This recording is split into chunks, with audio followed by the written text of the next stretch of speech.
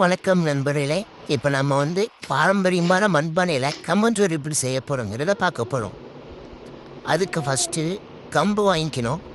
கம்பு வாங்கி அதை நல்லா கழுவி கொஞ்ச நேரம் வெயிலில் காய வச்சுட்டு அதுக்கப்புறமா அது ஒரு மிக்ஸி ஜாரில் நல்லா அடித்து பவுட்ரு பண்ணிக்கணும்.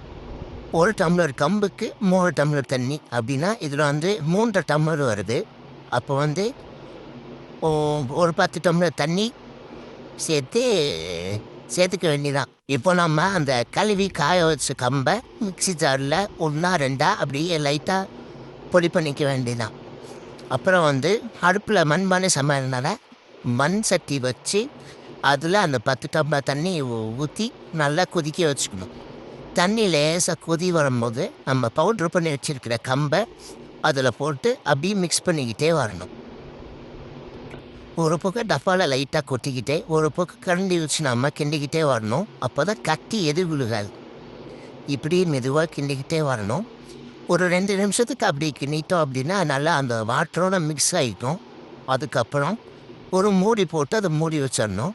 ஒரு 10 நிமிஷம் கழித்து அதை நம்ம ஓப்பன் பண்ணி பார்த்தோம் அப்படின்னா அது ஒரு பதத்துக்கு வந்திருக்கும். அதாவது கூழ் பதத்துக்கு வந்திருக்கும். அதாவது ரொம்ப தண்ணி மாதிரி இல்லாமல் பிசு பிசுன்னு ஒரு மாதிரி கூழ் பதத்துக்கு வந்திருக்கும். அது வந்ததும் லேசாக கம்பு வெந்திருக்கா அப்படின்னு எடுத்து நசுக்கி பார்த்துக்கலாம்.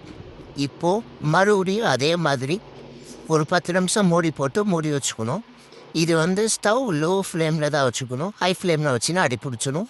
இது மண் சட்டிங்கனால பெருசாக அடி பிடிக்க வாய்ப்பு இல்லை. நீங்கள் சில்வர் பாத்திரம் அல்லது அலுமினிய பாத்திரத்தில் யூஸ் பண்ணும் போதே அடிகனமான பாத்திரமாக யூஸ் பண்ணிக்கிட்டிங்கன்னா உங்களுக்கு அடி பிடிக்காது. ஸ்டவ் லோ ஃப்ளேம்லேயே இருக்கட்டும். இப்போ ஒரு 10 நிமிஷம் அதை மூடி போட்டு மூடி வச்சிடலாம். 10 நிமிஷம் கழிச்சு நம்ம ஓப்பன் பண்ணி பார்க்கும்போது ஒரு கெட்டியான பதத்துக்கு வந்திருக்கும். அப்போ நீங்கள் ஸ்டவ் ஆஃப் பண்ணிவிட்டு அதை நல்லா ஒரு 2 மணி நேரத்துக்கு ஆற வச்சிடணும்.